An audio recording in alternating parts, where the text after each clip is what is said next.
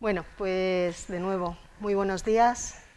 Voy a dar la bienvenida a las tres personas que me acompañan. Son enfoques, visiones diversas sobre la diversidad y la inclusión y aportaciones muy ricas y muy necesarias. Hemos dicho antes que vamos a plantear retos. ¿Qué retos tiene la universidad? Pues lo que decíamos antes, ser excelente por inclusiva.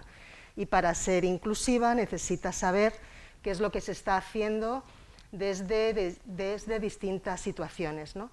Yo creo que el planteamiento, además en esta mesa, se inicia con la academia, con la investigación, desde distintos ámbitos, ¿no? Aunque llegue a un determinado lugar que está fuera de la academia. Pero sí son tres personas investigadoras de sus propios espacios y que nos vienen a contar ese resumen, ¿no? El cómo han detectado las necesidades y cómo han dado respuesta a ello. Así soy capaz de encontrar mis apuntes para poderos presentar como debería.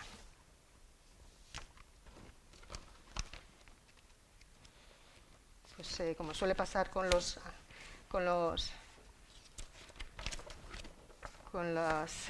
me viene un estudiante al aula para la tutoría y que no encuentro el papel que le debería de enseñar. Y cómo se resuelve aquí. Perdonadme un segundito. Bueno, está claro que no. Bueno, pues entonces les voy a presentar con lo que recuerdo. Lo siento mucho.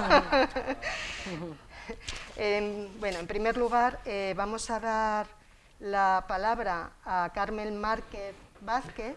Es doctora en Ciencias Sociales Aplicadas y profesora de la Facultad de Formación del Profesorado de la Universidad Autónoma de Madrid. ¿Por qué está aquí Carmen? Pues porque tienen en sus manos un proyecto de una de las necesidades que tenemos en la universidad, y es precisamente cómo adaptarnos, cómo incluir al profesorado, al PDI con discapacidad, que hay lógicamente, es decir, muchas veces pensamos en los estudiantes y dejamos de lado las necesidades del personal, ¿no?, que trabaja dentro de la universidad. Entonces, ella nos va a presentar precisamente ese proyecto, ¿no?, qué estrategias, qué necesidades, qué detección se han tenido. Nos acompaña también José Ignacio Pichardo Galán, es profesor del Departamento de Antropología Social y Psicología Social. También fue coordinador de la Oficina de Diversidad Sexual e Identidad de Género de esta universidad, al que se debe, junto con Mercedes Sánchez, se debe muchas de las acciones que tenemos en este momento, el desarrollo también del protocolo de identidad de género, que después Bárbara también nos presentará, el cómo se gestiona, y está aquí, además de esos valores, principalmente porque ha sido el coordinador del proyecto ADIM, un proyecto internacional que lo que ha estudiado y ha analizado es cómo se gestiona la diversidad LGTBIQ no solo en las universidades, sino en las empresas, es decir, dentro y fuera, en entidades públicas y en entidades privadas. Aquí el planteamiento va a ser cuál es el valor, ¿no?, de cada uno de esas necesidades y de estos proyectos. Y por último, y como siempre se dice, y no menos importante, sino al revés, ¿no?, María de los Ángeles Serrano García, que es responsable de la División de Evaluación de Enseñanzas e Instituciones de la ANECA. Es catedrática y además participante en todo lo que tiene que ver con la investigación desde la CRUE e internacionalización, pero no está aquí para ese planteamiento, sino porque está coordinando un sello de inclusión en la ANECA. Hemos tenido varias discusiones sobre ese apartado, ¿no?, porque es, claro, desde la ANECA es cómo se entiende la inclusión, porque eso es lo que después nosotros como universidades vamos a tener también que responder para que se nos evalúe la calidad en inclusión, ¿no? Es decir, son, como veis, elementos fundamentales para la academia y creo que nos van a enriquecer, y os invito después, ¿no?, a que participéis en la medida que queráis. Bueno, como les decía, desde el principio un poco percibimos que en políticas universitarias se había avanzado mucho en todo lo que tiene que ver con la inclusión del estudiantado, pero mucho menos en todo lo que tenía que ver con el PDI con discapacidad. Nuestra investigación parte de estos objetivos. Por una parte, conocer cuál es un poco la presencia real del PDI con discapacidad, que es un tema bastante invisible. Nadie sabe cuántos PDI con discapacidad. No existe ningún registro oficial que diga que el tanto por ciento de en una universidad del PDI con discapacidad es tal o es cual, o que tenemos un total de no sé cuántos PDI con discapacidad, profesorados, docentes e investigadores. Y por otra parte, identificar las barreras y facilitadores de los procesos de inclusión. Hemos trabajado con una metodología mixta que ha buscado la participación de todo el sistema universitario, de las 80 universidades que componen nuestro sistema universitario, pero que estaba sujeta a la colaboración de estas universidades y por tanto no todas han querido participar. En total tenemos 48 universidades públicas, 48 universidades, 38 públicas y 10 privadas. Y hemos podido entrevistar, que acabamos de terminar esa fase, a 38 compañeros y compañeras que son profesores o investigadores con discapacidad. Esto ha sido una ardua tarea, porque ha sido un poco efecto bola de nieve, buscando que conoces a algún otro compañero, sabes de tu universidad, porque las personas con discapacidad en términos generales no quieren mostrar su discapacidad, y más cuando no son discapacidades visibles, ¿no? Entonces, normalmente tienen mucho temor a las consecuencias, al estigma social, y prefieren que no se sepan que son personas con discapacidad. Algo bonito también, yo creo, a mi forma de ver de esta investigación, es que está realizada por personas con discapacidad, por investigadores con discapacidad. Yo soy una investigadora con discapacidad, y ustedes dirán, ¿y dónde tienes la discapacidad, no? Una discapacidad auditiva, no visible, y que también me ha hecho reflexionar mucho sobre la importancia de las discapacidades visibles e invisibles. A veces una tiene como que demostrar que tiene una discapacidad aunque no se vea, ¿no? Y creo que también es un aspecto importante. Partimos de las tres dimensiones ya reconocidas en materia de inclusión: el acceso, el aprendizaje, que en este caso es para nosotros el desarrollo profesional, las posibilidades que tienen los investigadores con discapacidad de desarrollarse y de promocionar, y la participación. Hasta ahora estamos completando la segunda etapa. Sobre participación no les podré adelantar nada porque no hemos podido todavía avanzar. El acceso. ¿Qué significa el acceso en términos de PDI con discapacidad? Significa la oportunidad que tú tienes de acceder como empleado, investigador, docente a la universidad, ¿no?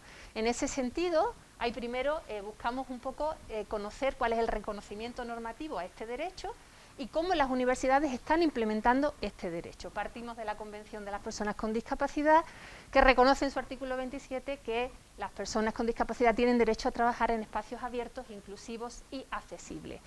La universidad debe ser, por tanto, un espacio que cumpla esas tres características.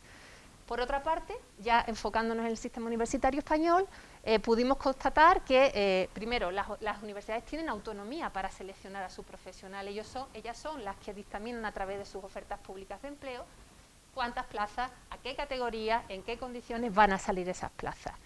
Y, por otra parte, que esto sí que nos parece bastante importante, hay un reconocimiento normativo al derecho que tienen las personas con discapacidad de formar parte de la academia.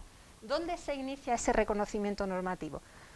En 2013, la Ley de Derechos de las Personas con Discapacidad y su Inclusión ya dice, bueno, todas las empresas públicas y privadas con más de 50 trabajadores deben establecer las necesarias condiciones para que al menos el 2% de sus plantillas sean personas con discapacidad. Seguro que todos sabemos y todas sabemos que las universidades tienen más de 50 empleados y que son públicas o privadas, con lo cual todas deberían estar desde 2013 cumpliendo esta normativa.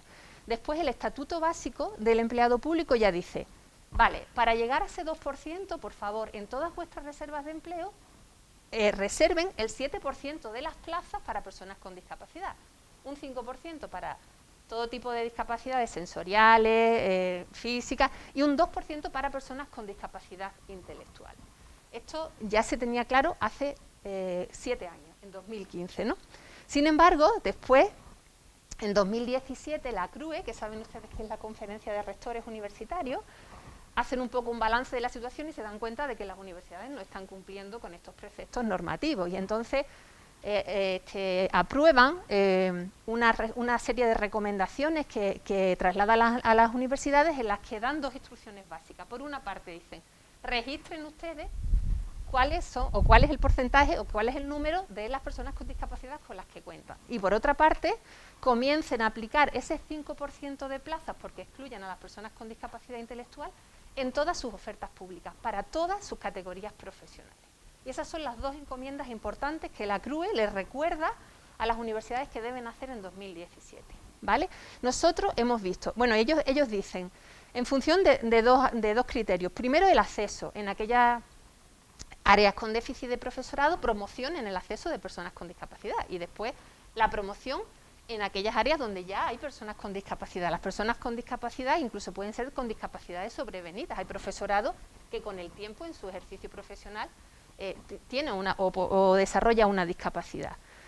Así que posibiliten que puedan promocionar. Bueno, entonces vamos a la investigación y nos hacemos esa primera pregunta. ¿Qué universidades están reconociendo cuántas personas con discapacidad cuentan? ¿Con cuántas personas cuentan? Pues fíjense, el 48% de las universidades, la mitad de nuestra muestra, dice no tenemos ni idea. Desconocemos en absoluto si contamos con 100 personas con discapacidad entre nuestro PDI o tenemos 2. No hemos hecho nunca un registro a tal efecto. Claro, eso es muy importante. Si no conoces cuál es la población a la que tú con la que tienes que trabajar, difícilmente puedes desarrollar ninguna medida ni inclusiva ni de ningún tipo, ¿no? Y solo 9 universidades nos han dicho, hemos hecho una estimación, los números que tenemos nos hacen pensar que estamos cumpliendo la normativa y estamos al 2% de personas con discapacidad. Prácticamente la mayor parte de estas 9 universidades son entidades privadas, que normalmente no incorporan a las personas con discapacidad, sino que están contabilizando a personas con discapacidad sobrevenida o a personas que han divulgado su discapacidad una vez que han empezado a formar parte de la academia. Así que como vemos, la primera de nuestras conclusiones es que sabemos poco sobre las personas con discapacidad. La segunda instrucción de CRUE es incorporen a sus ofertas públicas la reserva de plaza. A la universidad se puede acceder a través de la promoción interna o el acceso. Se puede acceder o promocionar a través de la reserva de Ramón y Cajal, del programa de investigadores de Ramón y Cajal, o a través de la reserva con discapacidad. Me gustaría señalar estos datos porque la reserva de Ramón y Cajal, que es una política bastante parecida a la reserva de discapacidad, yo diría que exacta, dice que el 10% de las plazas deben ser reservadas para candidatos y candidatas de este programa. Como ustedes ven, en 2017 todavía el porcentaje era bastante pequeñito de plazas reservadas, un 3,6. Esto sale estos datos los hemos podido extraer de todas las ofertas públicas, del análisis detallado de todas las ofertas públicas en estos 4 años. Entonces, pero como ven también ha evolucionado y desde hace 2 años prácticamente las universidades están cumpliendo con esa normativa, que es reservar el 10% de sus plazas a los candidatos y candidatas de Ramón y Cajal. Sin embargo, cuando hablamos de la reserva, recuerden que tienen el cometido de reservar el 5%. Pues como ustedes ven, han reservado en 2017 un 0,5%, un 0,5 en 2018, un 0,6 en 2019 y en el 2020 incluso ha decrecido hasta un 0,4. Para que se hagan una estimación, de las 17.299 plazas que se han aprobado en todas las categorías, desde contratado hasta catedrático, si se hubiera aplicado el 5% de reserva, se tendrían que haber aprobado 864 plazas para personas con discapacidad. Y a efectos reales se han aprobado 88. Como ven, el margen, la distancia es absoluta. Eso nos dice mucho de las dificultades que está teniendo el PDI para acceder y promocionar dentro de la universidad. La mayor parte de las plazas que se han aprobado han sido plazas de promoción. Toda la franja naranjita son plazas de promoción, que son 88 plazas. Pero después, a la categoría ayudante-doctor, se han aprobado un total de 36 plazas, perdón. Lo significativo en este caso es que las 36 plazas se han aprobado por 3 universidades, es decir, solamente 3 universidades en España, la Universidad de Sevilla, Universidad de Sevilla, la Universidad de Málaga y creo recordar que Oviedo es la tercera, han incorporado entre sus plazas de acceso a la categoría de ayudante-doctor la posibilidad de hacer una reserva para personas con discapacidad. Esto es súper importante porque si no entramos en la universidad, posiblemente no vamos a poder ni promocionar, ni desarrollarnos, ni estar, ¿no? Las plazas que se han aprobado, esas 88 plazas que se han aprobado, han sido prácticamente, como ven, pues sobre todo a la categoría de contratado doctor, a la categoría de ayudante y a la categoría de catedrático. Y la tercera parte de esas plazas aprobadas, de esas 88 plazas que le comentaba, lo que han posibilitado es la mejora de las condiciones de las personas con discapacidad. Pero, como les decía, no está posibilitando el acceso de personas con discapacidad. Algunas ideas sobre, o algunas conclusiones sobre esta dimensión del acceso. En la primera idea en la que concluimos es que existe un apoyo, un desconocimiento generalizado de cómo es el colectivo, de qué características tiene, de quiénes componen, ni se conoce su estructura ni su composición, ¿no? El PDI con discapacidad es un colectivo bastante invisibilizado. Tan invisibilizado, fíjense, que nosotros hemos trabajado mucho y hemos hecho algunas entrevistas, algunas reuniones con los servicios de atención a los estudiantes con discapacidad y nos han dicho, Carmen, desconocemos, no tenemos contacto con el PDI con discapacidad. ¿Hasta qué punto se desconoce incluso por los servicios más especializados, ¿no? Por otra parte, consideramos que existe un débil compromiso con las políticas de inclusión de las personas con discapacidad. ¿Por qué? Porque solamente hay 13 universidades que han aplicado esta reserva alguna vez en sus ofertas públicas y tan solo 2 universidades lo han hecho de manera continua. Las demás argumentan muchas razones para no aplicarla, ¿no? A veces, yo entiendo que existen dificultades y a veces no es una cuestión de mala voluntad, pero yo sí que creo de un débil todavía compromiso, ¿no? Creo que es muy importante avanzar un poco en no solamente los servicios de atención a los estudiantes con discapacidad, sino un compromiso verdadero con las políticas que fomenten un poco la inclusión de las personas con discapacidad. Y por otra parte, podríamos decir que lo que se está haciendo es un uso deficiente de esta medida de acción positiva, porque solo está posibilitando, en el peor de los casos, o en el mejor de los casos, perdón, la promoción de las personas con discapacidad. Las puertas de la universidad siguen cerradas para las personas con discapacidad y esto es algo que tiene que cambiar si queremos hablar, como antes decía la delegada en materia de inclusión. ¿Qué pasa cuando las personas con discapacidad forman parte, por una cábala u otra, de la academia, ¿no? Pues se encuentran bastantes barreras, ¿no? Estos son los primeros datos del primer análisis de esas entrevistas que les comentaba antes, que acabamos de concluir. Por una parte, están encontrando muchas barreras en cuanto a la accesibilidad de espacios y entornos. Hay muchos compañeros que tienen muchas dificultades, que tienen problemas de movilidad y tienen que dar clases en facultades diferentes, en espacios diferentes, en espacios en diferentes alturas, o que tienen el despacho en una facultad y tienen que ir a clase a otra. Recordaba cuando esta mañana repasaba la transparencia, recordaba una compañera, por ejemplo, de una universidad que me decía, a mí me propusieron un cargo en la rectoría de la universidad y yo tuve que desistir porque pensaba que si tenía que ir a reunirme a diferentes facultades yo no podía. Tengo problemas de movilidad y me es prácticamente imposible trasladarme de una facultad a otra. Eso significa que la universidad no está dando respuesta y que está vetando, limitando la promoción de esa persona y su desarrollo profesional, lógicamente, ¿no? Muy importante también la dificultad en los procesos de acreditación, María Ángeles, esto lo siento, pero te toca. Sí, lo sé.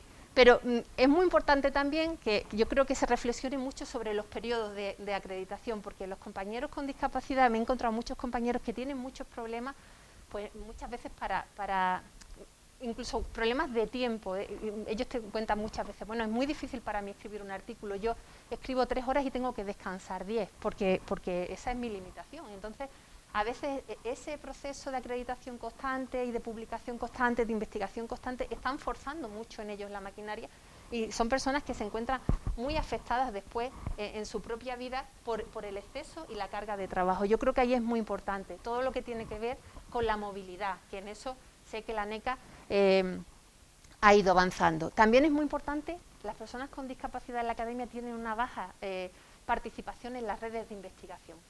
Yo creo que aquí es muy importante que también se inicien algunas iniciativas que promocionen o que de alguna manera dirían como que beneficiaran las investigaciones que cuentan con PDI con discapacidad, que fuera un criterio a la hora de trabajar o de conceder investigaciones. ¿Por qué? Porque dentro de la propia academia, incluso los compañeros, en muchos casos, de alguna manera ponen en tela de juicio que la persona con discapacidad pueda tener el mismo desarrollo profesional que quien no la tiene. Y entonces piensa, no sabemos si incorporar a esta persona con discapacidad a nuestro grupo o a nuestra investigación. Así que a veces ellos se sienten muy rechazados, tienen muchas dificultades para asistir a congresos, para asistir a encuentros de investigación. Necesitan mucho apoyo económico también y mucha financiación extraordinaria que no tienen y que hacen que de alguna manera estén fuera del circuito de la investigación y de la innovación. Y por último también estamos encontrando que tienen mucho temor a divulgar su discapacidad. La discapacidad sigue sin estar bien reconocida dentro de la academia, no está aceptada. Se entiende que una persona con discapacidad no tiene las mismas capacidades que quien no la tiene. Y las personas con discapacidad no quieren que en sus departamentos, ni siquiera en sus departamentos, se sepa que tienen una discapacidad. Intentan de alguna manera superar todas las barreras. En este sentido, las universidades también han progresado poco y hemos detectado que solamente 12 universidades cuentan con un reglamento interno de medidas de apoyo a las personas con discapacidad entre su PDI. Normalmente estas medidas son ajustes personales, al fin y al cabo, son medidas que posibilitan o que mejoran la posibilidad de movilidad en el acceso y la adaptación al puesto de trabajo. Pero consideramos que se necesitan acciones más globales, que no sean medidas de acción positiva, que no sean ajustes individuales a la persona, sino que sean medidas de acción positiva. Bueno, ya no sé si voy mal de tiempo, me siento un poco agobiadísima con el tiempo, ¿no? Pero bueno, sí que queríamos como terminar con estas ideas importantes sobre lo que hasta ahora estamos viendo, como retos importantes, como medidas en el horizonte a considerar para avanzar en materia de inclusión del PDI. Por una parte, el cumplimiento exacto de las medidas de acción positiva que ya están reconocidas, básicamente las medidas de acceso al empleo. En esto, señor vicerrector, le toca a usted también, también le invito a que en la medida de lo posible, pues de alguna manera, todas las universidades puedan aplicar el 5%, que es el porcentaje que se ha aprobado, desde las becas de investigación, desde los programas de doctorado. De alguna manera vamos viendo como que se necesita forjar ese tejido de personas con discapacidad y facilitar su presencia desde abajo, ¿no? Entonces, desde los programas de doctorado hasta cualquiera de las categorías de profesorado. Importante también que se mejoren las condiciones y los apoyos que puedan tener el profesorado para su promoción. Decía antes la delegada que una universidad excelente es una universidad inclusiva, totalmente de acuerdo. Una universidad donde las personas se pueden proyectar al máximo de su potencialidad. Las personas con discapacidad, cuando son PDI, necesitan algunos apoyos extraordinarios o algunos apoyos que ahora mismo son todavía extraordinarios en las que las personas para proyectar esa promoción. Muy importante también, un cambio cultural, ¿no? Esa cultura. Pero primero, también vemos que el enfoque médico es el enfoque que sigue estando establecido dentro de la universidad. Y muchas universidades todavía piensan que la discapacidad es un problema individual y que cada persona tiene que resolverlo de alguna manera, ¿no? Y también ese efecto, ¿no? De eso, decíamos antes, de esos sistemas de acreditación, muchas veces, de producción, a los que todos estamos sometidos, que de alguna manera lo que hacen es excluir a las personas con discapacidad. Ese cambio cultural contra el capacitismo que percibimos es muy importante también. Muy importante, intentar divulgar los efectos, eliminar los efectos de la divulgación. Las personas tienen que ser libres, lo decía también antes la delegada, y mostrarse tal como son, en su esencia, sin tener que estar ocultando una parte de ti para que nadie pueda pensar que eres menos capaz que otro compañero del departamento que no tiene esas circunstancias, ¿no?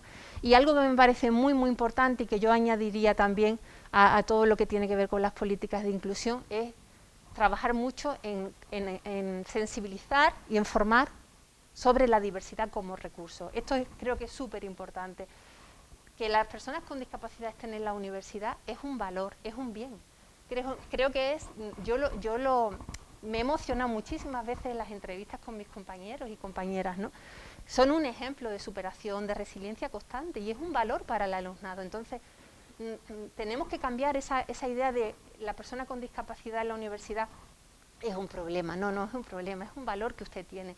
Es un recurso de empoderamiento, es un recurso de modelaje, es un recurso de superación constante que tiene el alumnado delante y que tiene que tener la oportunidad de experimentarlo y de vivenciarlo. Yo creo que eso es muy importante.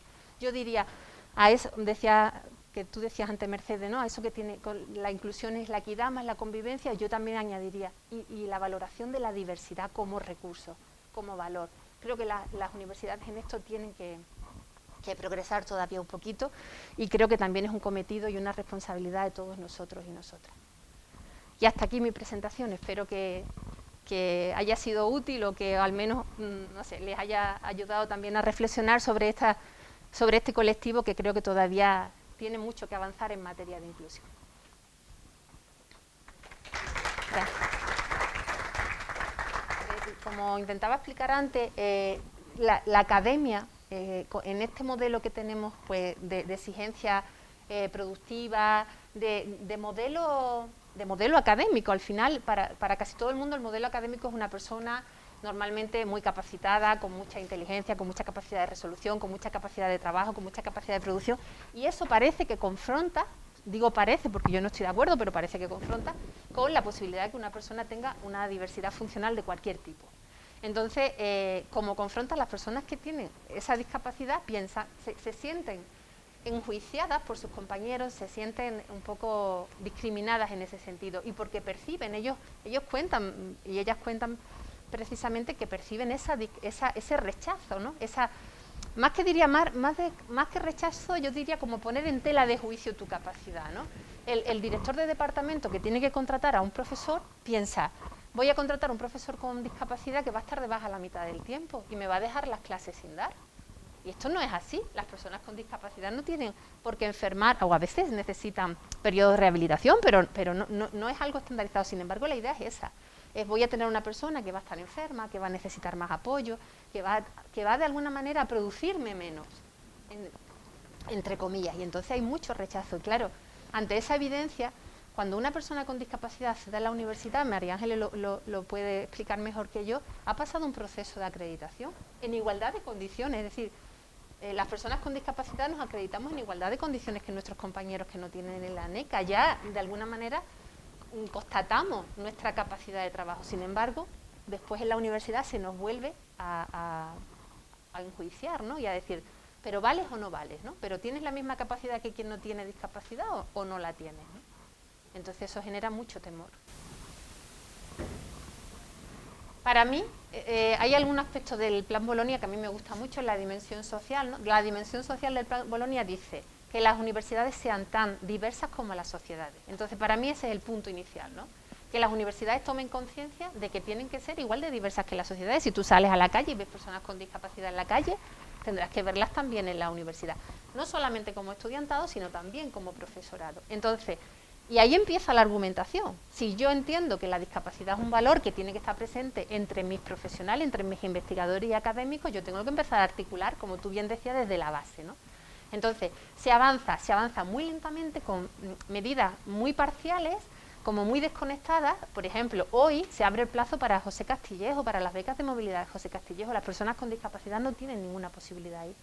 Una persona con discapacidad visual, y es que tengo en la mente compañeros y compañeras con las que he hablado sobre este tema y a las que he podido entrevistar, necesita muchísimos apoyos para irse a hacer una beca. Primero, necesita normalmente o un asistente, o un perro guía, o alguien que le ayude con el perro guía y con el asistente. Necesita, por ejemplo, ayuda, financiación extraordinaria. Y necesita además tener las condiciones. Por ejemplo, recuerdo una profesora de la Universidad de Sevilla, que tiene una discapacidad visual, ¿no? Y entonces ella dice, muchas veces, a mí los artículos, si no están, si los sistemas no se cumple la accesibilidad, por ejemplo, en las bibliotecas, ¿no? En los documentos que están colgados en la biblioteca, yo tengo que contratar a alguien para que me lea. Entonces, claro, alguien me tiene que estar leyendo. ¿Tú sabes cuánto puedo tardar yo en escribir un artículo si tengo que hacer una revisión? Y dependo de alguien que me lea. Primero es un coste económico, porque le tengo que pagar a alguien. Ella me contaba muy graciosa, además, dice, mi madre bajaba a la puerta de la calle, oiga, ¿tiene usted tiempo? ¿Le quiere usted leer a mi hija un libro? Yo le pago, ¿no? Entonces, eso es muy penoso, ¿no? Entonces, le tienen que leer para poder hacerse una idea de cuál es el marco teórico en el que trabaja y escribir un artículo. ¿Cómo va a tardar esa chica lo mismo que tardo yo que no tengo una discapacidad visual? Es imposible. Entonces, ahí cuando decíamos antes, la NECA también tiene que plantearse esto, porque tiene que ver que hay algunas condicionantes mucho más limitantes para algunas personas que para otras. Y algo muy importante que no quiero olvidar es que las personas con discapacidad no son un grupo homogéneo. Las discapacidades son miles, cada persona tiene una afectación o cada persona tiene una limitación o no de la discapacidad y también se requieren como estrategias mucho más personalizadas, porque si no, no estamos dando oportunidad, ¿no? Sobre todo oportunidad del desarrollo profesional que las personas merecen y que tienen un derecho reconocido, ¿no? Bueno, buenos días. Qué bien que nos ha dicho Mercedes, porque yo estaba como, no llegamos. Pues nada, muchas gracias a la Complutense, a nuestra universidad, por haber hecho este curso de verano y yo creo que es un tema que es muy importante para todas las personas que estamos aquí y otras que no están, y gracias también a Mercedes y a Clara por haberme invitado. No sé si se oye bien, creo. Vale. Perfecto. Pues bueno, yo os voy a presentar los resultados de este proyecto ADIM, que ahora os contaré un poquillo cómo es, pero voy a hacer más una presentación cualitativa, no tanto cuantitativa, sobre la situación de las personas LGBTI en la universidad, que yo creo que era uno de los datos que sacábamos de esta investigación. En primer lugar, sí que, bueno, todas las personas que estamos aquí tenemos clarísimo que hemos vivido en los últimos años cambios legales y sociales muy importantes en lo que se refiere al reconocimiento de las personas LGBTI en la sociedad en general, y yo creo que eso es algo que no se puede negar, pero al mismo tiempo eso se ha convertido en una dificultad para trabajar estas cuestiones, porque mucha gente dice, pero bueno, si ya está, esto ya está, ¿no? Y sin embargo, pues hemos visto como hace 2 semanas, este caso que es la punta del iceberg, ¿no? Como Samuel, un chico, es apaleado y asesinado en las calles al grito de maricón de mierda, ¿no? Y efectivamente, el año 2019, justo antes de la pandemia, la Agencia Europea de Derechos Fundamentales hizo una encuesta donde respondieron 140.000 personas LGBT de toda Europa, y en el caso de España, no sé si se ve esto, pero no sirve para ahí. Bueno, en el caso de España, el 41% de las personas LGBT habían vivido alguna situación de discriminación en el último año, los últimos 12 meses. ¿Y qué es lo que pasa?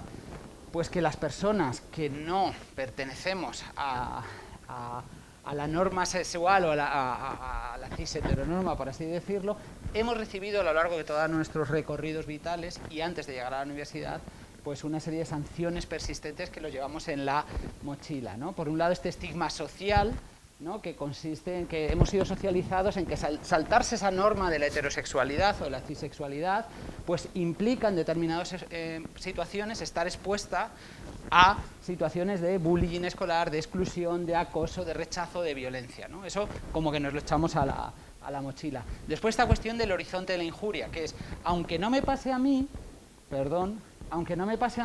yo sé, y esto es algo que dice un autor de Didier Eribon, lo único que tienen en común las personas LGBT de cualquier parte del mundo es este horizonte de la injuria, es decir, saber que por el hecho de ser LGBTI puede haber alguna persona que se sienta legitimada para insultarte, para excluirte, para rechazarte, ¿no?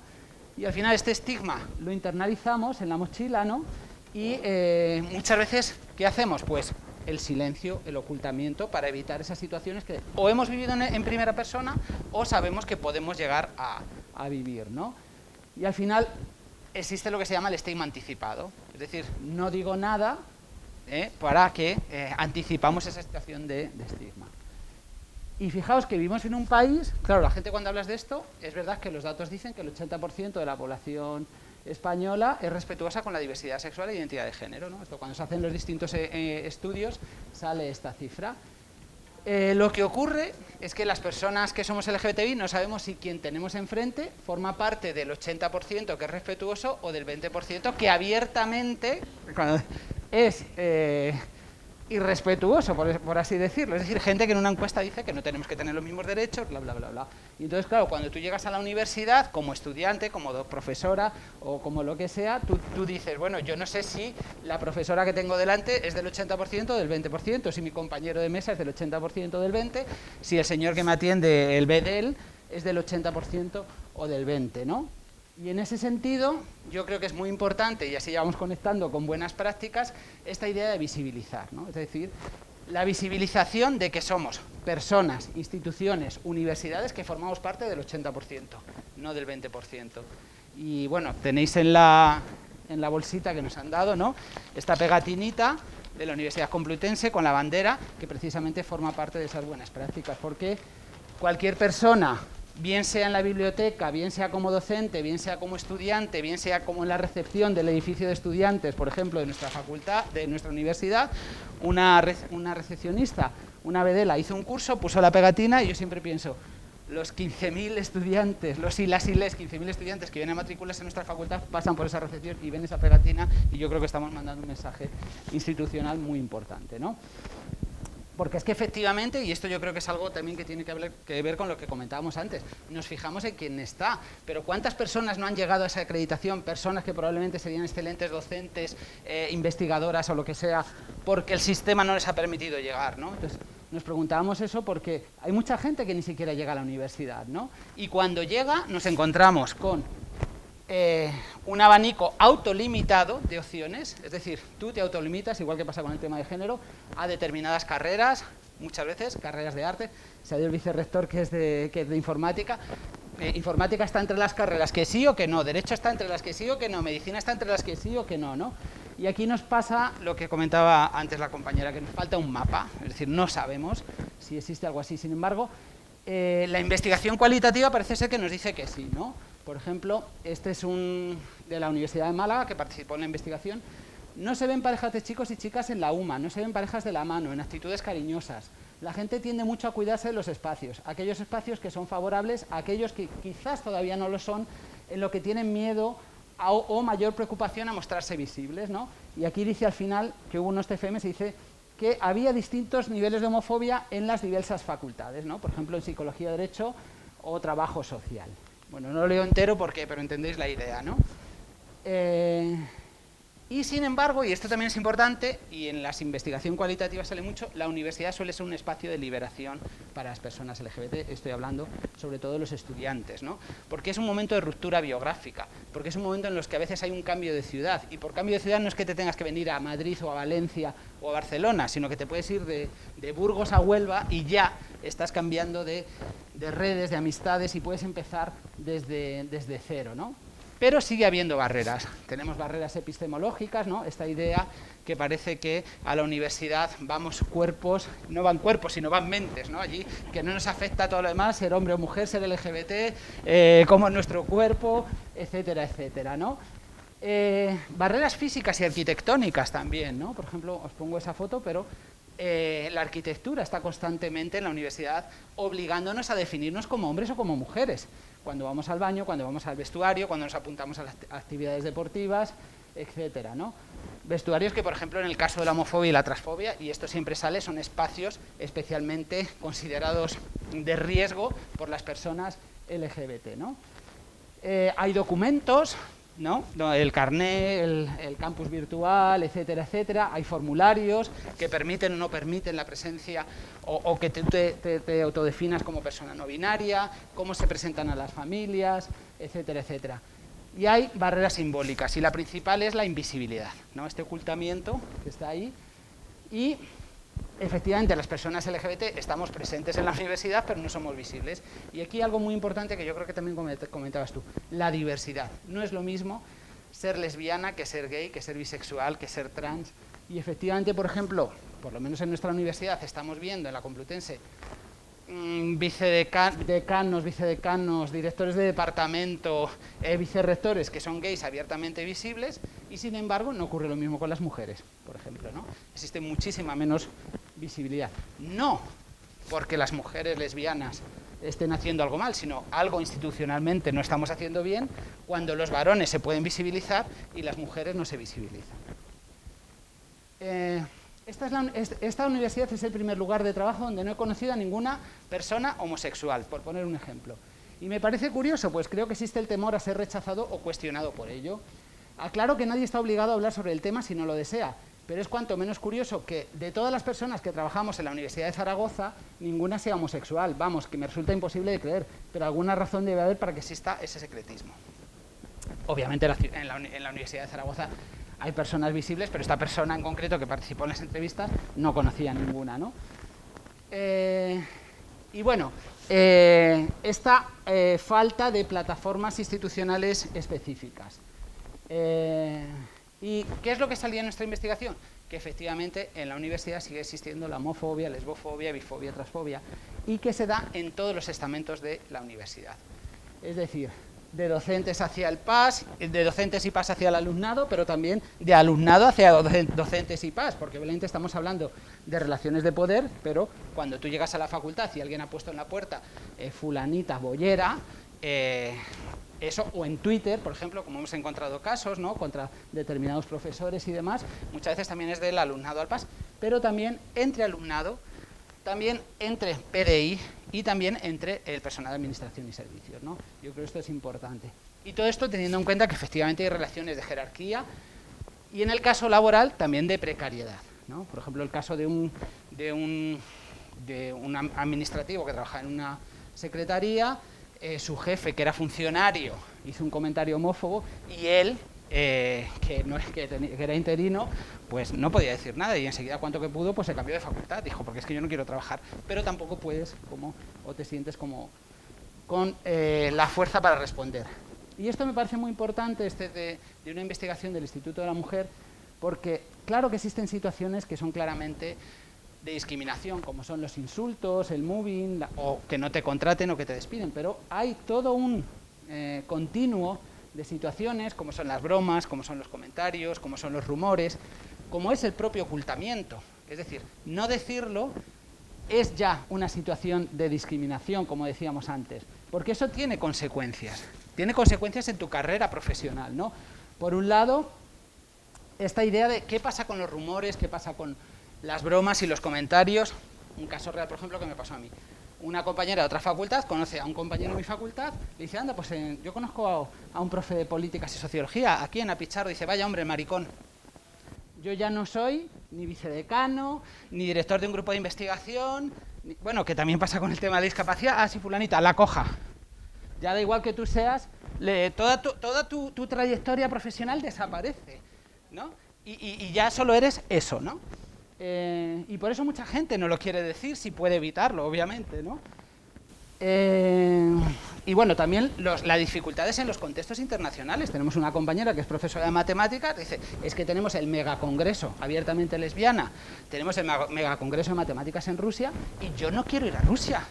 A mí me da miedo ir a Rusia, porque yo estoy en los periódicos diciendo que soy lesbiana, ¿no? Es decir, que este tipo de situaciones también se dan y también afectan a las carreras profesionales, ¿no?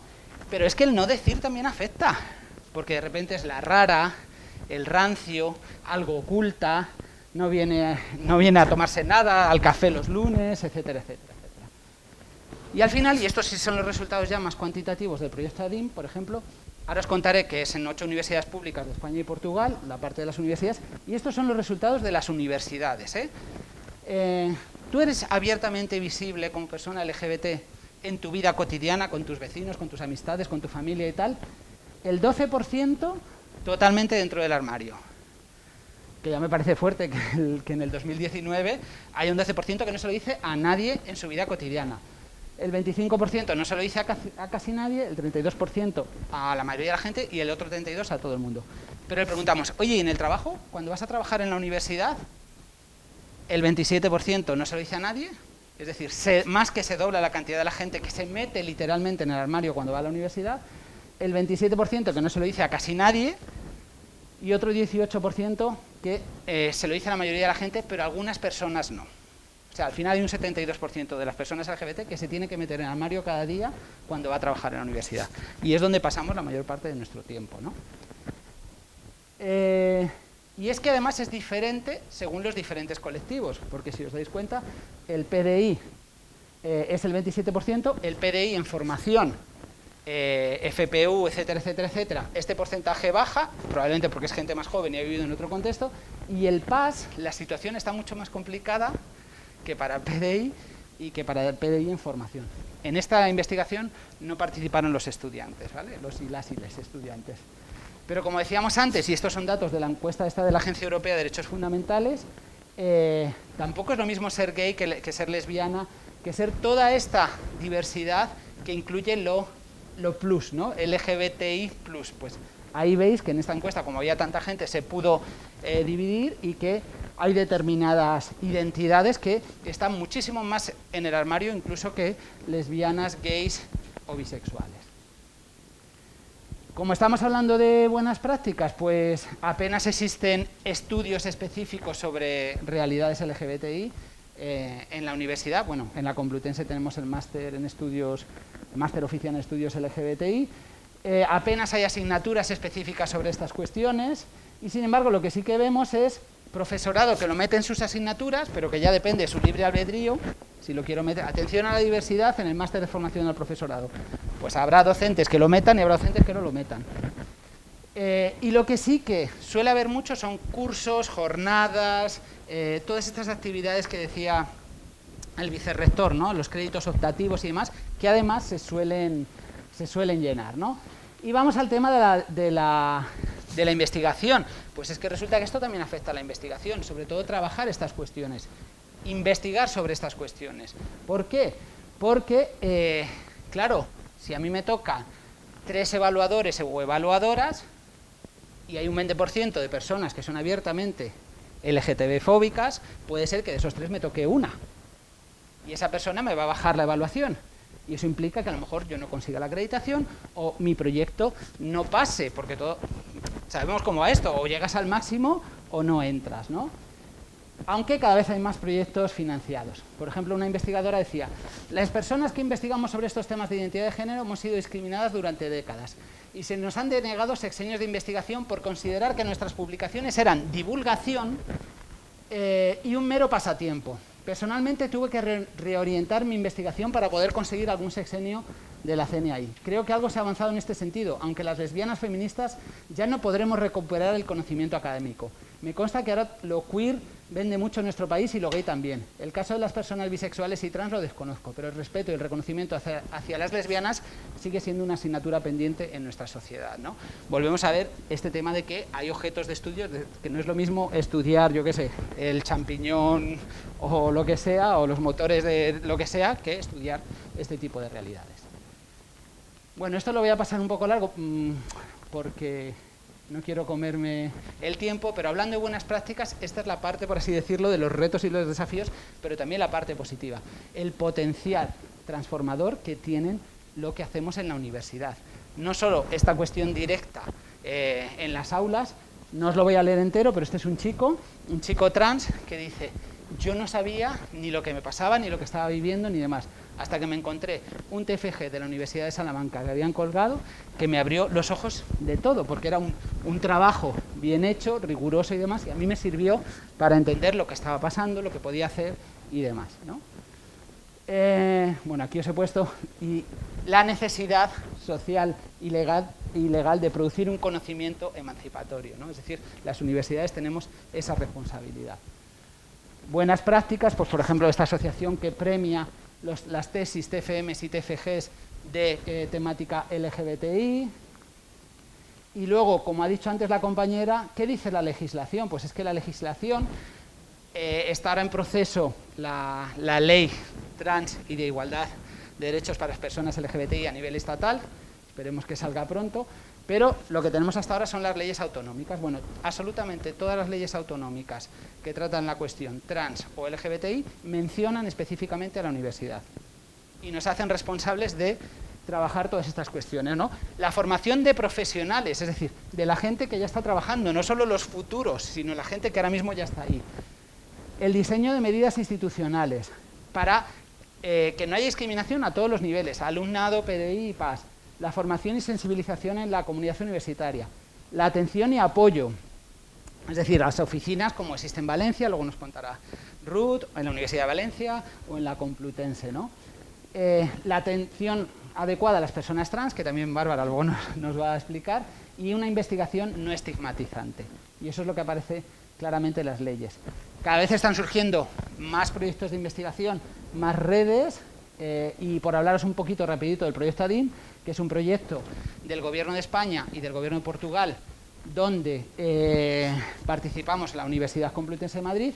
Y en este proyecto participaron, abajo los tenéis, 8 universidades públicas de España y Portugal,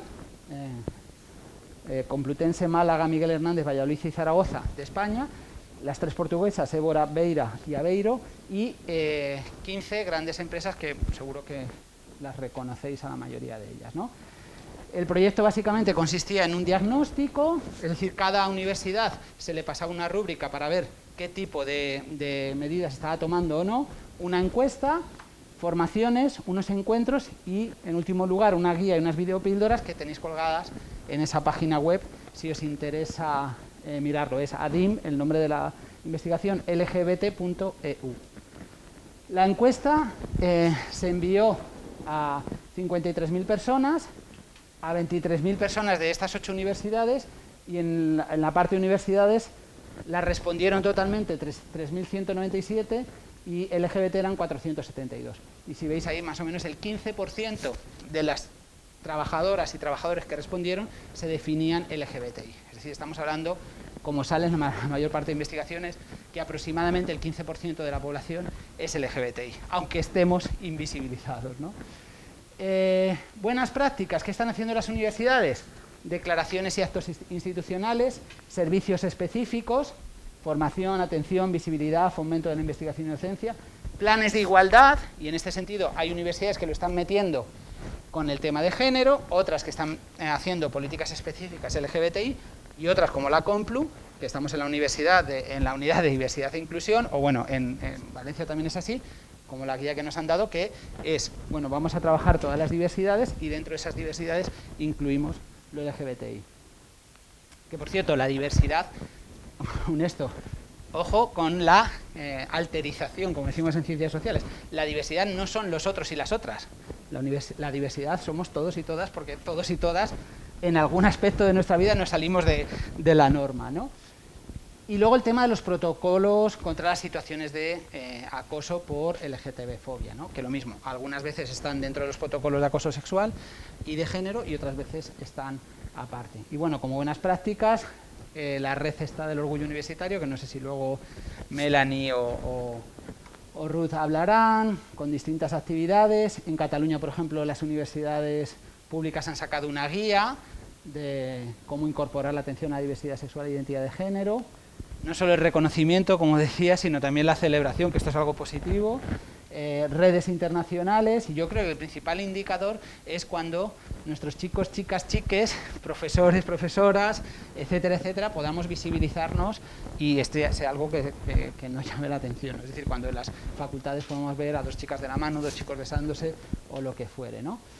Retos, el reto de la visibilidad, el reto de que la gente joven, sobre todo, cada vez está más allá del sistema sexo-género, cada vez más chicos y chicas y chiques se definen como no binarias, pansexuales, etcétera, etcétera. Es decir, que eso también viene en la guía y me gusta mucho. No es solo LGBT, sino cada vez esto ya se desborda más. El Internet como posibilidad, y luego específico de la universidad, es que en la universidad tenemos que ser laboratorios de formas alternativas e inclusivas de convivencia. No podemos ir a rebufo de la sociedad. Yo creo que ni siquiera es que tenemos que ser un reflejo de la sociedad, es que tenemos que ir por delante de la sociedad, ¿no? Yo creo que esa es una de las responsabilidades que tenemos en la universidad. Incorporar esta problemática, protocolos, formación, currículos, investigación y apoyo legal. Bueno, ahí tenemos un articulito y esto es la parte de publicidad. En la Complu vamos a tener ahora un curso de gestión estratégica de diversidad e inclusión en empresas y organizaciones, que también, si os interesa, pues no solo va a ser sobre diversidad LGBT, sino sobre todas las diversidades. Y ya está. Muchísimas gracias. Ay. Y luego os voy a dejar unas chapitas de Yo abrazo la diversidad ahí, pues también por si queréis llevarosla. Sí. Bueno, pues eso, que muchísimas gracias a ti, a vosotros, a vosotres. Yo tengo la suerte de estar en una facultad que es muy LGTBI, que es la de Filología, lo sabes. Y mi impresión, me ha sorprendido mucho lo que has dicho. Sé que no habéis estudiado todavía al grupo de estudiantes y esa era la pregunta, si el proyecto ADIM está pensado continuar, espero que sí, para incluir a los estudiantes. ADIM no, porque es bueno, un el siguiente que empezamos con, o sea, que se promovió desde el Gobierno de España, desde la Dirección General de Igualdad de Trato, con el Gobierno de Portugal, y ya era como que tenía un proyecto europeo, principio y fin, y ya está. Sí que, bueno, no sé si Ruth luego nos contará, pero hay una propuesta de varias universidades, Unit Diversity, que será ¿cómo lo llaman? Las siglas, que justo nos acaban de decir que nos hemos quedado ahí y que sí que incluye al alumnado. O sea, sí que era esta idea de... Aquí es que era porque era un tema de lo laboral, etcétera, claro, etcétera. Y si os interesan datos, yo sé que la universidad... en Valencia habéis hecho alguna cosa, luego contaréis, y la Universidad de Zaragoza ha hecho una encuesta entre el alumnado muy buena, ¿no? Con muchos... pero que van un poco en la misma línea, ¿no? Es decir, en esta idea de espacios seguros, espacios no seguros, gente que lo dice... Y por la parte metodológica, yo creo que es interesante, por ejemplo, la encuesta de la Unión Europea, ¿qué es lo que pasa? Que lo envían y la gente responde, pero si no estás en esas redes, no respondes. La parte positiva de ADIM es que se enviaba desde las empresas y desde las universidades, entonces llegaba a todo el mundo. Yo siempre pienso, ese 11% que no lo dice delante de nadie, se invisibiliza en otras encuestas. Porque cómo llegas a las personas que están totalmente dentro del armario, ¿no? Digo, como una cuestión metodológica. Yo creo que eso es algo muy importante. Por eso es importante que estas investigaciones provengan desde la propia universidad, porque no es lo mismo como alumnado o como docente o PAS que te llegue de tu universidad a que llegue de un grupo de investigación o de una asociación o lo que sea. Pues muchísimas gracias, de verdad. Nada, gracias a ti. Pues mira, aprovecho, a lo mejor te hago una pregunta a ti, que antes me he quedado. Yo, una cosa, cuando lo comentabas, o sea, digo, desde el otro lado, el porcentaje de reservar el 5% para, por ejemplo, las plazas de profesorado. Claro, si miramos la Complutense son 200 plazas al año, imagínate, pues serían 10 plazas, es más o menos fácil. Pero lo que pasa es que está tan atomizado, o sea, que sale una plaza en el Departamento de Antropología Social con un perfil, otra plaza en el de Historia, no sé qué, otra de Informática, no sé cuál. O sea, ¿cómo se puede conseguir ese 5% cuando al final prácticamente son convocatorias de una plaza? Mira, esa es la excusa, ¿no? de los vicerrectores. Yo no digo excusa, digo como no, sí, digo, o sea, ¿cómo se pero podría hacer? Lo entiendo. Yo quería hacer esa reflexión también contigo, que es como que hay algunas universidades que tienen buenas prácticas, ¿no? A lo mejor la de Zaragoza, que tú comentabas antes en vuestra temática. Hay universidades que con esto también tienen buenas prácticas, que creo que es muy importante que se conozcan, porque antes decía, muchas veces no hay mala voluntad, lo que pasa es que no se sabe cómo hacer. ¿Cómo hacer eso? Realmente las universidades que lo están haciendo, la Universidad de Sevilla que lo acaba de hacer, ¿no? Acaba de sacar 22 plazas de ayudante doctor a PDI con discapacidad, ¿qué ha hecho? Pues nada, ha hecho los cálculos, tengo tantas plazas, el 5% le corresponde a 5 plazas, imagínate, ¿no? ¿Qué hace primero? Sondea entre su profesorado. ¿Hay alguien que pueda promocionar a esta plaza dentro de nuestro...? Para eso es necesario que se sepa. Segundo, establece un acuerdo con sus departamentos de priorización, es decir, hay que cumplir la norma, tenemos que sacar 5 plazas. ¿Algún departamento lo hace voluntariamente? Normalmente nadie dice yo. Y entonces, ¿qué hace? ¿Vale? Pues dice, la Universidad de Sevilla en concreto ha dicho, como criterio, siempre que haya más de 2 plazas en un departamento, una tiene que reservarse a personas con discapacidad.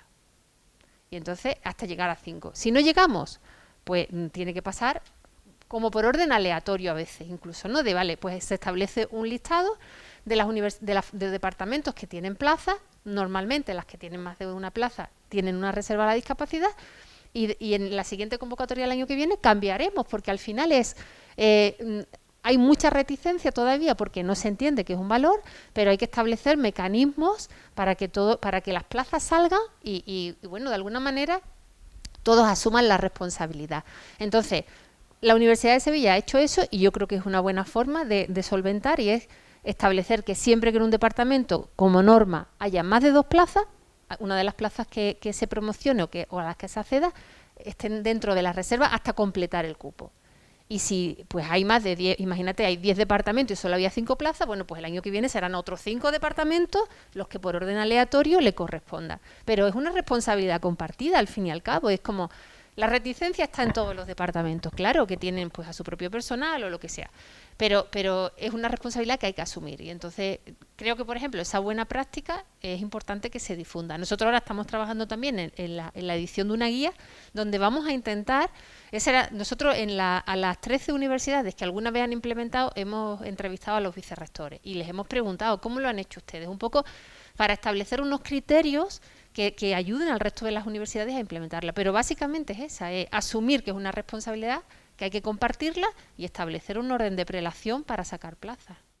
Bueno, lo primero, no ha sido difícil convencerme porque creo que hay que participar en este tipo de actividades que yo particularmente el rato que llevo no puedo decir más que enriquecedor completamente, aprendes muchas cosas, te informas de cosas que no sabías y te pones retos, yo creo, porque a diferentes niveles, de lo que ha hablado José Ignacio, de lo que ha hablado Carmen, de también el papel que tiene ANECA en concienciarse de todos estos problemas que hay en los temas de acreditación y yo creo que es muy importante meterse dentro para ver dónde hay que incidir. Yo lo que os voy a contar hoy es el proyecto del sello de inclusión que se está poniendo en marcha en ANECA, Mercedes está participando activamente y es un proyecto que surgió en colaboración con la ONCE. ¿Cuál es el objetivo? Ya vais a ver que es un sello que no, de entrada no va a llegar a todos los aspectos de la diversidad y de la inclusión, porque se ha querido diseñar un proyecto abordable en un principio, pero es un proyecto abierto que no tiene fronteras, digamos, que tenemos que ir a más. Bien, lo que tengo que deciros es que los objetivos del proyecto es que mediante este sello impulsemos y reconozcamos el trabajo de las universidades, estas 13 universidades, estas 3 que ya tienen una política en sus plantillas, que sea un impulso para ir a más. Y se prevé que esta mención de calidad, pues eso, sea un acicate a las universidades para mejorar su marco de actuación con respecto a la inclusión y que facilite algo que yo creo que aquí se ha puesto en evidencia: información. Es muy importante estar informados, participar en información de relevancia a todos, estudiantes, grupos de interés y sociedad, sobre el trabajo que hace la universidad, donde hemos visto que tienen que salir muchas de estas iniciativas. La mención es dentro de un marco de inclusión social amplio y diverso. En su mención está orientada a la mejora de la inclusión de las personas con discapacidad o con necesidad de algún tipo de apoyo derivado de su condición psíquica, física o sensorial. Como veis, está acotado de momento, pero como os digo, hemos diseñado un proyecto que de momento sea abordable. ¿En qué se sustenta este trabajo que estamos poniendo en marcha? Se sustenta en un trabajo previo que coordinó ANECA, que fue la elaboración de un marco que se está acabando en estos días y estáis informados de ellos, la creación de un marco para la autoevaluación de las universidades españolas en la mejora de sus actuaciones en materia de inclusión de personas con discapacidad. Esta es nuestra guía, este es nuestro, marco justamente donde vamos a buscar las diferentes actuaciones que queremos reflejar en el sello para que las universidades avancen en materias de inclusión. Las premisas, pues es un modelo de evaluación consciente de una perspectiva necesariamente más amplia de inclusión, lo que estaba diciendo antes, y tiene que trabajarse conjuntamente con los programas de evaluación de enseñanzas e instituciones de ANECA, todo lo que supone la verificación de los títulos, el programa de Verifica, el programa Monitor, el programa Acredita, todo tiene que estar alineado y, como habéis puesto en evidencia, más allá. También tendrá que ir a contemplar actuaciones a nivel de la evaluación de profesorado. Obviamente tenemos que ajustarnos por obligado cumplimiento a los criterios y directrices europeos, atendiendo a la legislación de aplicación. En cuanto a los requisitos, ¿qué requisitos tienen que tener las universidades que quieran optar al sello? Pues de entrada una declaración responsable de lo de la rectora de la universidad. Como en todos los sellos, la universidad tiene que hacer un análisis de autoevaluación en este marco que estaba mencionando antes, que se ha generado de autoevaluación de ANECA. Y las evidencias de la implicación de la universidad, pues ¿cuáles son? Ya se han mencionado un poco: un plan, un protocolo que exista, un plan o protocolo de inclusión, de accesibilidad, cumplimiento de la exención, reducción de tasas y becas y ayudas, cumplimiento del cupo de reserva que ya se ha mencionado en el acceso a la educación, cumplimiento de reserva del cupo de personas con discapacidad en el acceso de PDI PAS y servicio de atención a personas con discapacidad. Con lo que han mencionado Carmen, pues de entrada parece que no muchas universidades podrán a lo mejor optar, pero la idea es que esto mueva a las universidades a hacer lo que ya están haciendo otras. Y por otra parte, de una manera sencilla, os explico los contenidos y los criterios del sello, que estamos terminando ahora. Como Mercedes sabe, tiene un bloque A que atañe a la organización y a la gobernanza. Y ahí miramos dos criterios que se desarrollarán en una serie de directrices. El criterio primero es cómo la institución incorpora la inclusión de personas con discapacidad en su funcionamiento interno, un planteamiento general. Y el otro, cómo la institución garantiza la inclusión del diseño universal en los planes de estudio, y esto afecta a lo que os decía antes de los programas Verifica, Acredita, etcétera, y en sus actividades formativas. El bloque B es cómo se usa la información y los procesos de revisión para la mejora continua de las actuaciones de la universidad. En uno de los criterios analizamos cómo la institución analiza su nivel de inclusión y cómo emplea esa información para el adecuado funcionamiento de sus procesos. Hemos visto que la información es clave. Y en el criterio B2, cómo la institución revisa y mejora sus prácticas inclusivas. En el bloque C miramos al estudiantado. En un primer lugar, futuros y futuras estudiantes universitarios. Cómo la institución pone en funcionamiento políticas de captación y orientación al estudiantado, cómo la institución garantiza entornos y recursos accesibles, diseño y accesibilidad universales. Por otra parte, cómo la institución lleva a cabo procesos de acogida de nuevo estudiantado, desarrolla una política orientada a la diversidad de estudiantes, diseña y desarrolla procesos de enseñanza y aprendizaje personalizados cuando ello sea necesario. En cuanto a los egresados y egresadas, cómo la institución promueve la empleabilidad y el emprendimiento de los diversos perfiles de personas egresadas, cómo la institución desarrolla políticas institucionales en relación a la diversidad dentro del conjunto de personas egresadas. En el bloque D ya atendemos al personal de administración y servicios y al personal docente e investigador. En el criterio D1, cómo la institución desarrolla una política institucional general para la diversidad del PDI y el PAS. En cuanto al PDI, pues obviamente utilizando mucha de la información que nos ha dado Carmen, que nos será de gran... bueno, ya hay personas de la Autónoma de ese grupo que están en el equipo de trabajo del sello de inclusión, luego tenemos afortunadamente todo ese input. El criterio D2, cómo la institución garantiza el acceso a la carrera docente e investigadora considerando la diversidad del PDI, cómo la institución facilita la adaptación importante del puesto de trabajo y de la función docente e investigadora, y también habría que poner y de gestión, por lo que decíamos antes, de que la persona que mencionabais que no pudo aceptar un cargo porque tenía que estar moviéndose entre distintos, creo que esa es una visión que también debemos de incorporar, también el aspecto de la gestión, y cómo la institución pone en marcha mecanismos para la promoción de la carrera docente investigadora considerando la diversidad de PDI, y eso está en relación obviamente con cómo ANECA es de receptiva a ver cómo se pueden adaptar los criterios para la acreditación a ayudante doctor, contratado doctor, titular o catedrático. En cuanto al personal de administración y servicios, pues el criterio D2 sería cómo la institución garantiza nuevamente el acceso al empleo considerando la diversidad del personal de administración y servicios, facilita obviamente también el puesto de trabajo al personal de administración y servicios considerando la diversidad, y pone en marcha mecanismos para la promoción interna y carrera profesional considerando la diversidad del personal de administración y servicios. Luego también el bloque E es en relación con la sociedad en su conjunto, cómo la institución realiza actuaciones de sensibilización y normalización en inclusión de personas con discapacidad orientada a la sociedad. Creo que esto es importantísimo.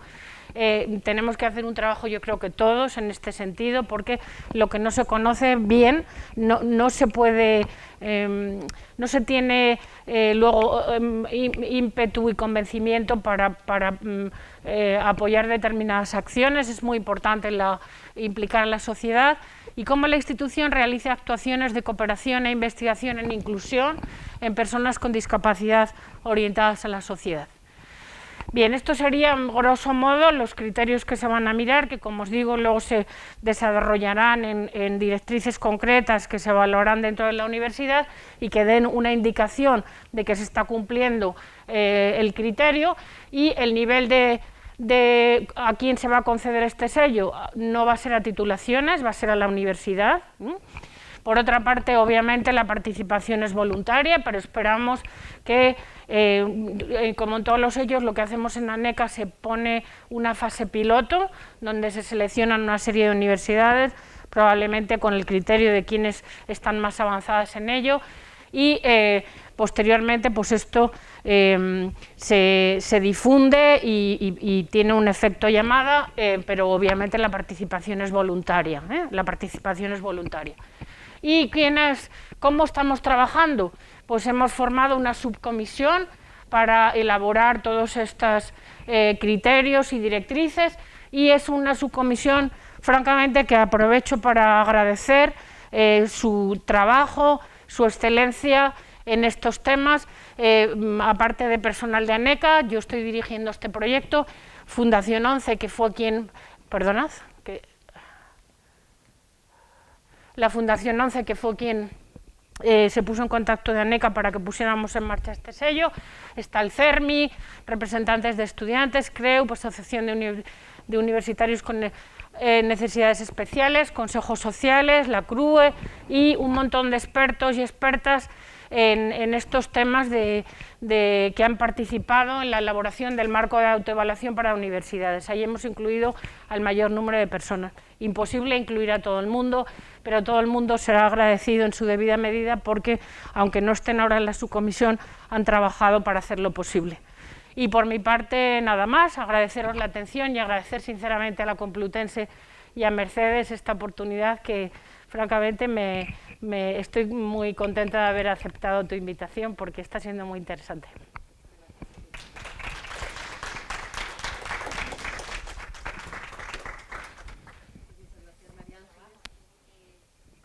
Realmente es relevante, y sobre todo es relevante que la inclusión se haga al final y se defina como un sello de calidad, ¿no? Y de excelencia. Eso es, creo, lo más importante. Y lo que me gustaría también saber es cuándo estará disponible, o si ya está disponible, en qué momento se va a solicitar la colaboración a las universidades para comenzar a implementar ese proceso de evaluación conjunta, entiendo, para la distinción del sello. Pues mira, estamos en la fase final de elaboración en los sellos también, o sea, estamos utilizando la metodología que hay dentro de ANECA de sellos internacionales de calidad. Lo que es necesario es elaborar una guía para que la universidad pueda ver lo que se le va a pedir para el cumplimiento de los criterios. Estamos en la última fase de elaboración de la guía. Lo que estamos, Mercedes lo sabe, dentro de todo la subcomisión técnica hay muchas personas, nos hemos dividido en subgrupos que van trabajando en los diferentes bloques, y ya estamos teniendo puestas en común en el pleno de la comisión para ver cómo tenemos que acabar de diseñar la guía. La idea es que a la vuelta del verano, en septiembre, rematemos la guía, seleccionemos las universidades del piloto y ya empezaríamos, y eso pues duraría, o sea, ya el resto de las universidades podrían participar para el curso próximo. Muchas gracias, María. Nada.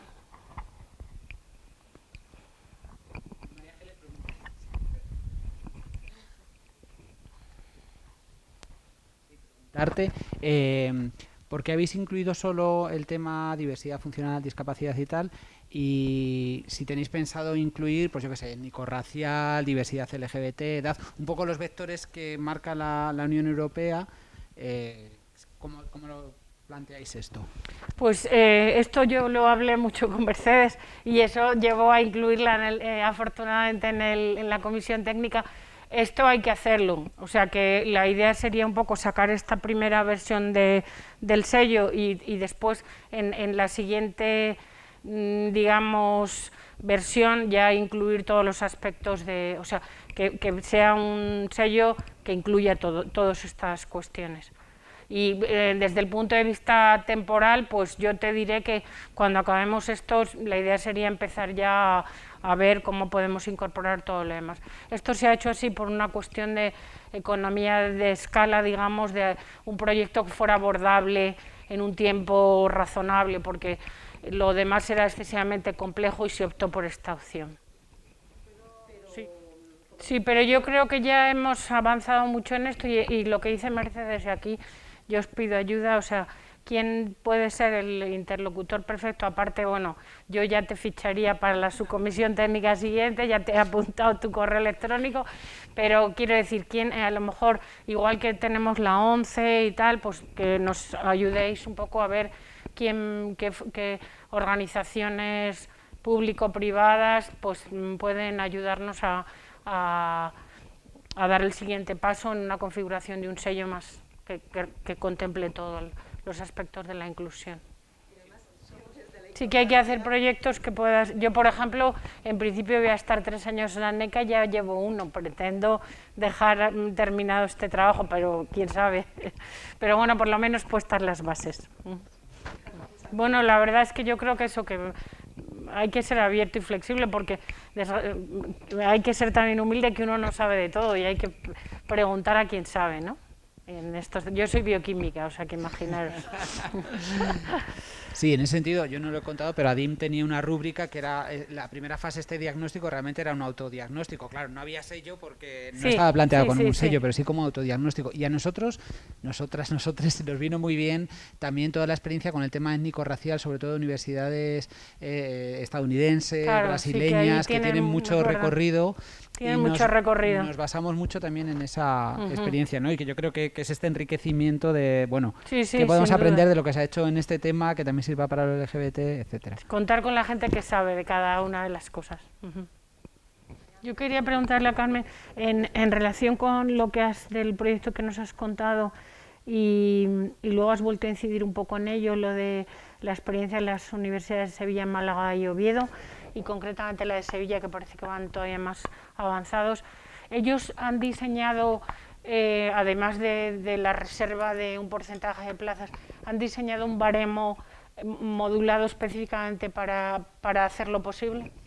Han diseñado tienen una propuesta aprobada en Consejo de Gobierno, si quieres te la puedo pasar, donde detallan el procedimiento. Hay miles de fórmulas matemáticas para calcular y entonces un poco ahí detallan el procedimiento para el establecimiento de la reserva. Está completamente estandarizada y creo que lo pueden aplicar otras universidades. ¿Y solo lo han hecho para contratado doctor? Solo ese proceso último que acaban de aprobar lo han hecho para las plazas de ayudante de doctor, que son las que permiten el acceso. En el resto de plazas, ellos, no de forma continua, ya decía que en estos 4 años, desde que la CRUE hace sus recomendaciones, solamente 2 universidades lo han hecho, Sevilla no lo ha hecho de forma continua, pero después en las de contratado titular y catedrático, ellos lo que han hecho es han utilizado la promoción interna, es decir, cuando han visto o cuando han identificado una persona con discapacidad dentro de su PDI, si ha estado acreditado, le han sacado plaza al año siguiente. Pero el acceso es de las pocas universidades, Málaga, como digo, por ejemplo, Valencia, que comentabais antes que había una compañera aquí, ¿no? Valencia también ha trabajado en la promoción, pero no en el acceso tanto, ¿no? Sevilla es de las pocas universidades que está trabajando como de manera más transversal desde el acceso.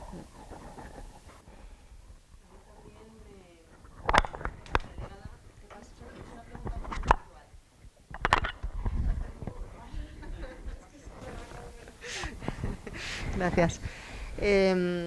Sí que tenemos problemas porque también intentando avanzar, ¿no?, en ese planteamiento, estoy de acuerdo contigo, si no se visibiliza es muy difícil hacer una política de inclusión, ¿no?, en las necesidades que se tengan. Entonces a mí lo que nos está costando mucho, porque sí que estamos en contacto y en relación y trabajando con el vicerrector de profesorado de ordenación académica y con gerencia, el cómo esas universidades consiguen tener un registro más o menos fiable, ¿no?, de las personas con discapacidad o diversidad funcional que hay en el centro. Pues mira, realmente primero está la ley de protección de datos, que de alguna manera obstaculiza, ¿no? Bueno, por una parte, claro, garantiza su anonimato, por otra parte dificulta, ¿no? Hasta ahora las universidades que lo están haciendo se están valiendo cuando las personas con discapacidad hacemos nuestra declaración de IRPF, tenemos una deducción. Entonces normalmente, hasta aquí yo todo lo que he encontrado se cumple y cuando les pregunto a mis compañeros también lo hacen, marcan la casilla de la deducción económica en su declaración de IRPF y eso consta siempre en los servicios de gestión del personal, en los servicios de contratación. Es decir, las universidades sí podrían preguntarle a sus servicios de contratación cuántas personas, al menos por saber el volumen general, ¿no? Ahí no constatamos el tipo de discapacidad, no constatamos, no sé, el grado. Bueno, sí, el grado en intervalo. Hay un intervalo creo que es más del 33 al 45, más del 45, algo así, ¿no? Pero sí que siempre, normalmente aplicamos esa casillita para la deducción y entonces sí que hay un registro. Las universidades, los vicerrectorados de profesorado podrían conocer qué número de personas con discapacidad tienen en su PDI preguntándole a sus servicios de gestión de contratación, tan simple como eso, ¿no? Porque ellos sí que tienen ese registro, al menos, como digo, en términos absolutos de cantidad. Yo también quería preguntar a José Ignacio, que en relación has contado, te iba a hacer la misma pregunta, si se podía participar en el proyecto que nos has contado, pero entiendo que está terminado, ¿no? No, y aquí ya hablo como profesora de la Universidad de Salamanca. En la Universidad de Salamanca hay un máster de no sé si lo conoces. Sí. Y hay gente que está trabajando muy intensamente en esto. Y era un poco por si en el nuevo proyecto que estáis, que se están evaluando, hay alguna posibilidad de colaboración, porque me parece que hay cosas muy interesantes que les podría compartir con ellos. Sí, o sea, la Universidad de Salamanca, de hecho, es una de las también, por lo menos en el tema LGBTI, una de las de referencia, porque tenéis una oficina específica y todo, que es de las pocas universidades en las que existen. Y bueno, como Ruth es la coordinadora Valencia de este proyecto, también está Salamanca a través del profesor Kenman Calvo, pero si quieres, Ruth, vale, pues cuentas tú un poquito. Vale. Es que no lo sabía. ¿Lo vas a contar luego, no? Vale. Luego, Ruth. Estupendo. Pero vamos, sí, estáis. Muy bien, pues me da mucha alegría. Y el máster creo que es un título propio, que yo creo que eso también fue muy importante, el máster de Salamanca, porque yo creo que el hecho de que fuera un título oficial, por ejemplo en el tema de estudios LGBT, y es algo que también tiene que ver con la investigación, un problema que estábamos viendo con doctorandos y doctorandas es que, claro, no existía, que es el reto siguiente, por ejemplo, que tenemos en la Complu, no existe un doctorado específico. Entonces, quien lo quiere hacer en literatura tiene que competir con toda la gente de literatura. Quien lo quiere hacer en cine, con cine, antropología. Entonces sí que veíamos la necesidad y mucha gente se quedaba fuera, que quiere hacer la investigación sobre eso. Entonces, ese es el siguiente reto, ¿no? O sea, tener un doctorado específico en estos estudios, pero bueno, ya sabemos que no es tan fácil por todos los requisitos que son necesarios. Entonces, en ese sentido, el máster era importante porque era un máster oficial que el siguiente paso sería que diera paso a esos estudios.